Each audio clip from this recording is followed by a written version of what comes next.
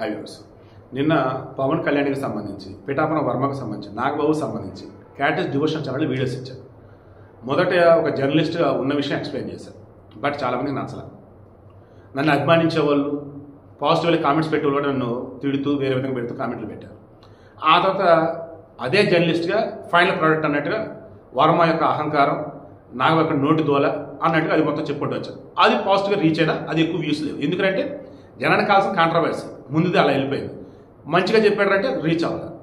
So మరి ఈ వీడియోలో ఏంటి, జగన్మోహన్ రెడ్డి అనబడే వ్యక్తి 2019-2024 మధ్య ఎందుకు అబాస్ పలేడంటే దిక్కుమైన స్క్రిప్ట్. అతని మీద భయంకరమైనటువంటి వందల్లో వేలలో ట్రోలింగ్ వీడియోలు ఉంటాయి. ఎందుకంటే స్క్రిప్ట్ వల్ల. ఆ స్క్రిప్ట్లో ఏముంది అంటే ముందు చూడడు, అప్పటికప్పుడు చూసి ఏదో చెప్తా ఉంటాడు. ఒకవేళ ముందు చూసినా సరి చేసుకోడు. స్క్రిప్ట్ వల్ల, స్క్రిప్ట్ రాసిచ్చడం వల్ల జగన్మోహన్ రెడ్డి జనాల్లో, రాజకీయాల్లో, మీడియాలో కమెడీని అయిపోయాడు. అధికారం పోయింది, ఇంట్లో ఉన్నాడు. మొన్న పవన్ కళ్యాణ్ మాట్లాడిన మాటలు జనసేన ఆవిర్భావ సభలో ఆయన స్క్రిప్ట్ చూసి చెప్తున్నప్పుడు నాకు అనిపించింది, జగన్మోహన్ రెడ్డి విషయంలో అతిపెద్ద తప్పిదమే పవన్ కళ్యాణ్ విషయంలో కూడా జరుగుతుంది. ఆ స్క్రిప్ట్ రాసిచ్చిన వాళ్ళు అన్న వాళ్ళు ఎవరైతే ఉన్నారో మొత్తం బీజేపీ డైరెక్షన్ ఉన్నట్టుగా ఉన్నారు, లేదా పవన్ కళ్యాణ్ని బీజేపీకి పావుగా వాడడానికి కూడా పెద్ద స్కెచ్ వేస్తారని అనిపించింది. ఎందుకంటే గతంలో పవన్ కళ్యాణ్ ఏం మాట్లాడేటో వాళ్ళకి తెలియాలి కదా, అవి దగ్గర పెట్టుకొని దాన్ని తగ్గట్టు కంటిన్యూషన్ ఉండాలి కదా. కంటిన్యూటీ సినిమాలకు మెయిన్ ముఖ్యం కదా, తెలుసు కదా.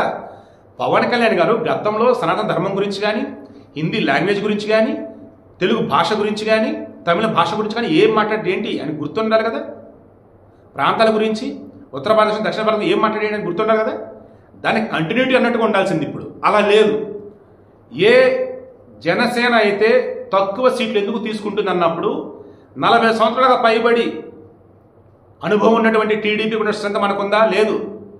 వాళ్ళకున్న పోల్ మేనేజ్మెంట్ మనకుందా? లేదు. పోల్ మేనేజ్మెంట్లో మన వీక్, బూత్ ఏజెంట్లు లేరు.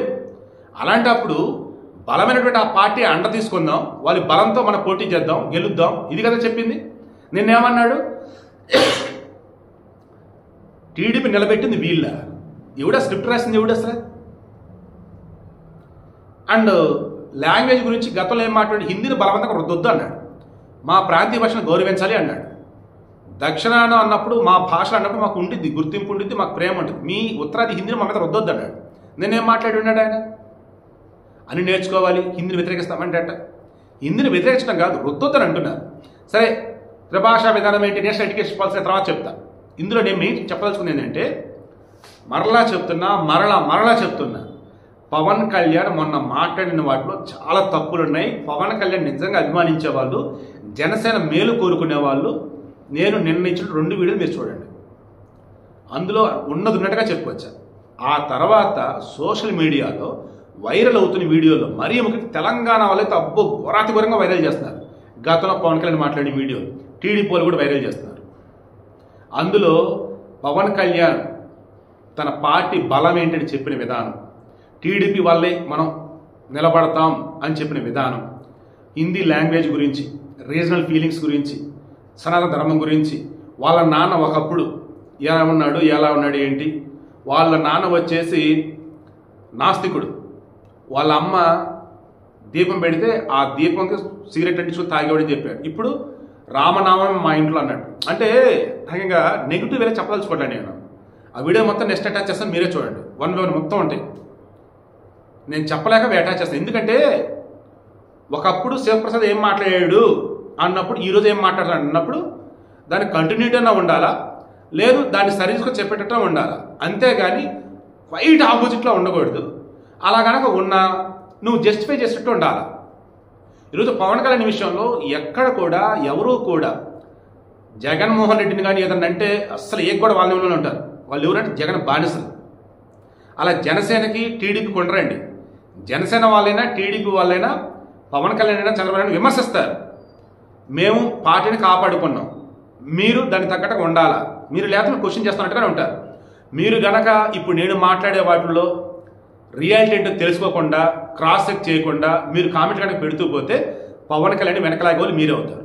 పవన్ కళ్యాణ్ ఎదుగుదలని అడ్డుకునే వాళ్ళు మీరే అవుతారు. పవన్ కళ్యాణ్ ఎదుగుదల కోసం, జనసేన ఎదుగుదల కోసం, ఆంధ్రప్రదేశ్ అభివృద్ధి కోసం, జగన్ పని అంతం అవ్వాలని చెప్పేసి, టీడీపీ అధికారంలో రావాలని చెప్పేసి బీజేపీ నా కోపం ఉన్నా కానీ 2024 ఎన్నికలకు ముందు ఎన్ని వందల వీడియోలు ఇచ్చుంటారు మీరే క్రాస్ చెక్ చేయండి. ఎంతమంది నన్ను ఎన్ని రకాలుగా మెగా ఫ్యామిలీ బానిసన్నలు ఉన్నారు, పవన్ కళ్యాణ్కి సంబంధించి నువ్వు చెంచారన్న చెత్త చదరమిట్టలు ఉన్నారు. అటువంటి వాళ్ళు కూడా ఈరోజు నేను ఇచ్చిన వీడియోలు చూసి వేరే చోట పెట్టున్నారు. నిజమే, మీరు అధికారంలో ఉన్నా అధికారంలో లేకపోయినా ఎవరి గురించైనా ఉన్నవే మాట్లాడతారు. అండ్ మీరు ప్రజల పక్షం అని చెప్పేసి కొంతమంది కామెంట్లు కూడా ఇచ్చారు.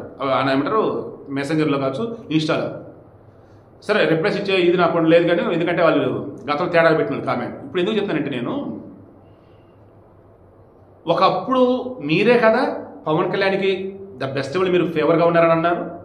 మరి ఈరోజు పవన్ కళ్యాణ్ కోసం నేను రియాలిటీ మాట్లాడుతుంటే నిజాలు చూసి మీ ముందు పెట్టి మీరు ఎందుకు అర్థం కావట్లా? మీకు పవన్ కళ్యాణ్కి స్క్రిప్ట్ ఎవరైతే ఇచ్చారో ఐఎమ్ షూర్ నాగబాబు మాట్లాడుతున్నప్పుడు మీరు అబ్జర్వ్ చేశారా? పవన్ కళ్యాణ్ వాళ్ళ అమ్మ ప్రసవిస్తున్నప్పుడు అసలు ప్రసవ వేదనే లేదంట, అసలు ఏడవలేదంట. నమ్మేటట్టు ఉందా? కొద్ది రోజుల క్రితం మోడీ 2024 ఎన్నికలకు ముందనుకుంటా ఒక ఇంటర్వ్యూ సంథింగ్ నేను అందరిలాగా పుట్టలేదు, దేవుడు నన్ను మా అమ్మ గర్భంలో వేసినాడు, అలా పుట్టున్నాడు, మా అమ్మ అసలు ప్రసవ వేదన లేకుండా నన్ను జన్మించిందని చెప్పి వచ్చాడు. అలా ఇప్పుడు నార్త్ ఇండియాకి మోడీ, సౌత్ ఇండియాకి పవన్ అన్నట్టుగా నాగబాబు గారు స్క్రిప్ట్ ఇచ్చారు. అంటే మరలా చెప్తున్నా, సౌత్ ఇండియాలో ఫూల్స్ తక్కువ ఉంటారు, స్లేవ్స్ తక్కువ ఉంటారు. తప్పుగా అనుకోవద్దు. నార్త్ ఇండియాలో పొలిటికల్ ఫూల్స్ ఎక్కువ ఉంటారు, పొలిటికల్ స్లేవ్స్ ఎక్కువ ఉంటారు. అక్కడ వాళ్ళ నాయకుడు ఏం చెప్తే నమ్మేస్తారు వాళ్ళు. మన సౌత్ అలా కాదండి, ఇక్కడ మెచ్యూరిటీ ఉంటుంది. క్రాస్ చెక్ చేసుకొని మరి సైలెంట్గా ఉన్న ఎన్నికల్లో తీసి లేపు అవతల పడేస్తారు. సో వీడికి ఇంట్రెస్ట్ మీకు అర్థమైందా? పవన్ కళ్యాణ్కి స్క్రిప్ట్ ఎవరైతే ఇస్తున్నారో వాళ్ళు కావాలని పవన్ కళ్యాణ్ యొక్క రాజకీయ నాశనం కోరుకుంటున్నారు. పవన్ కళ్యాణ్ని జగన్ లాగా కమిటీని చదవని కోరుకుంటున్నారు. పవన్ కళ్యాణ్ని బీజేపీ చేతిలో ఒక పావుగా వాడదామని చూస్తున్నారు. అది పెద్ద కుట్ర నడుస్తుంది. అవునా కాదా? నేను నెక్స్ట్ వీడియోలు పెడతాను, మీరే చూడండి. ఇంకా నిన్న ఒకళ్ళు పెట్టిన పోస్ట్ చూస్తే నాకు అసలు సౌండ్ లేదనమాట, అది చెప్పలేను. బట్ సింపుల్గా చెప్పేసి నెక్స్ట్ రిమైనింగ్ వీడియోలో అటాచ్ చేస్తాను. 2009లో యువరాజ్యానికి, ప్రజారాజ్యంలో యువరాజ్యం ఉంది కదా, దానికి అధినేతగా ఉన్నాడు కదా పవన్ కళ్యాణ్. 2009లో ఎన్నికలలో ప్రజారాజ్యం పార్టీ ఏం సాధించింది, పవన్ కళ్యాణ్ ఏం సాధించాడు? 2014లో ఈయనే ఎన్డీఏని అధికారం తీసుకొచ్చాడు పవన్ కళ్యాణ్ అనుకుందాం, సపోర్ట్ ఇచ్చి. మరి 2019లో బీఎస్పీ, సిపిఐ, సిపిఎం కలిసి పోటీ చేశాడు, 2 చోట్ల పోటీ చేశాడు. ఏమైంది? 2019 ఎన్నికలకు ముందు మన బలం అంత కాదు, మనం ఇంకా ఎదగాలి, టీడీపీ సాయం తీసుకుందని చెప్పాడు. తీరా గెలిచిన తర్వాత నేను ఆవిర్భావ సభలో మాట్లాడుతూ టీడీపీ నిలబెట్టామన్నాడు. పిఠాపురం విషయంలో వర్మ వచ్చేసి పవన్ కళ్యాణ్ తక్కువ చేస్తూ మాట్లాడి ఉండొచ్చు, నా వాళ్ళు ఇది అంత జరిగిందని చెప్పేసి అహంకారంగా అంటూ ఉండొచ్చు, అది తప్పే. బట్ నాగబాబు మాట్లాడింది అసలు ఎంత దారుణం. అసలు ఇమీడియట్గా ఏం చేస్తారు, ఇంకా పవన్ కళ్యాణ్ గతంలో వర్మని ఏ రకంగా సాయం అడిగింది, గెలిచిన తర్వాత వర్మకి ఏ రకంగా థ్యాంక్స్ చెప్పింది, అవన్నీ వైరల్ చేస్తారు. ఇప్పుడు ఏమవుతుంది? గతంలో ఉండి మొత్తం సోషల్ మీడియాలో ఉన్నాయా, ఇప్పుడు ఉన్న సోషల్ మీడియాలో ఉన్నాయి, రెండు కంపేర్ చేస్తారా? పరువు పోతుంది లేదా? జగన్మోహన్ రెడ్డి విషయంలో కూడా అమరావతి, గుంటూరు, విజయవాడ అంటూ రాజధాని అమరావతిని హడావుడి చేశాడా, అది వైరల్ చేశారు మొన్న. అండ్ అమ్మఒడి ఎంతమంది ఉంటే అంతమందికి డబ్బులు అన్నాడు, అది వైరల్ చేశారా? అండ్ లాంగ్వేజ్ సంబంధించిన స్క్రిప్ట్ చూసి తప్పులు చెప్పేది, మొత్తం పాత వీడియోలు కొత్త వీడియో మొత్తం కంబైన్ చేసి సోషల్ మీడియా మొత్తం చెడు ఆడారా లేదా? 2019-24 మధ్య జగన్ ఏదైనా 1-2 మంచి పనులు చేస్తున్నా గుర్తు లేకుండా పక్కకు పోయింది. ఎందుకు ఏంటంటే అతని మీద వచ్చిన ట్రోలింగ్ ఆ రేంజ్లో వచ్చింది.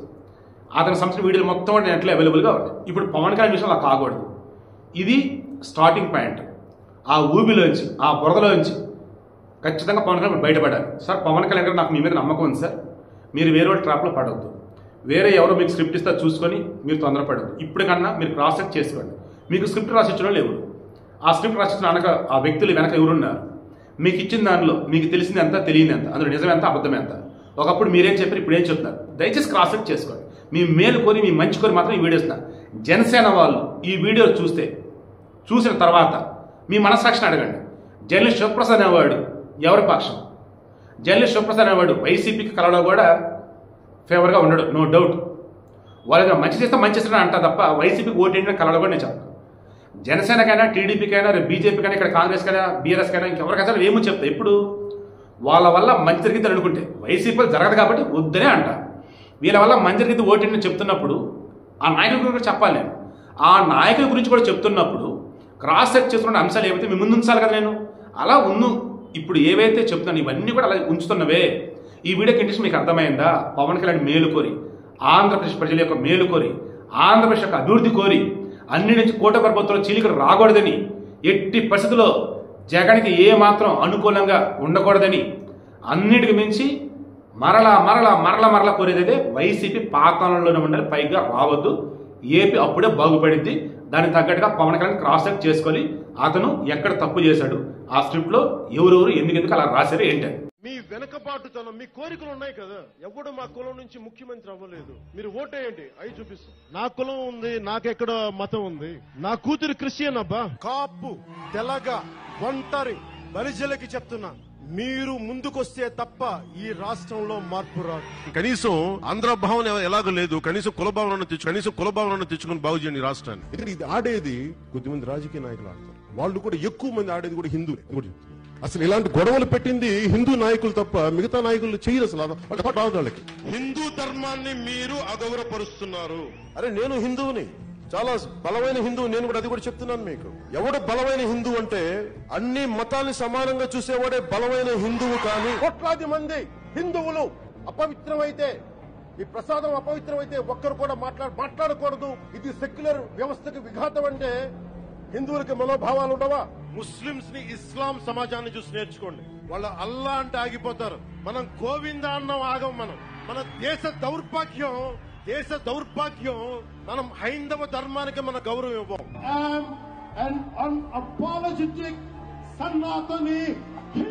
తమిళ భాష మీద ఒక మాట మాట్లాడితే మొత్తం దేశం అందువల్ల తమిళనాడు అంతా ఒకటి ఏకమైంది. కమల్ హాసన్ దగ్గర నుంచి, స్టాలిన్ దగ్గర నుంచి ఇంతమంది ఒకేసారి ఏకగళం అయింది. వాళ్ళ మధ్యలో భేదాభిప్రాయాలు ఉన్నప్పటికీ రాజకీయంగా మన దౌర్భాగ్యం, మన దురదృష్టం, మన రాజకీయ నాయకులకి తెలుగు భాష పట్ల ప్రేమ లేదు, తెలుగు సంస్కృతి పట్ల ప్రేమ లేదు. దీంట్లో కూడా పాడు రాజకీయాలు తీసుకొస్తారు. మీరు హిందీ మేము గౌరవిస్తాం, దక్షిణాది భాషను కూడా మీరు గౌరవించండి, మేము కోరుకుంటున్నాం. అది కేవలం ఓట్లకే దక్షిణాది వారా, మిగతా వాటికి కాదా? ఆత్మగౌరవం లేదా మాకు? మన తమిళనాడులో హిందీ రాకూడదు అంటుంటే నాకు అనిపించింది మనసులో ఒకటే, అప్పుడు తమిళ సినిమాల్ని హిందీలోకి డబ్ చేయకండి.